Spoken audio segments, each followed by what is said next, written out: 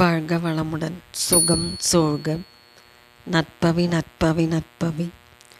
இறைவனோடு இணைந்திருப்போம்.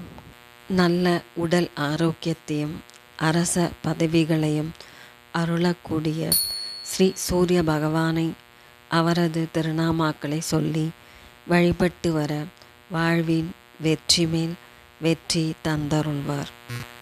உடல் வலிமையும் வெற்றிகளையும் தரக்கூடிய ஸ்ரீ சூரிய பகவானின் திருநாமாக்கள்: ஓம் அதிதி புத்திரனே போற்றி.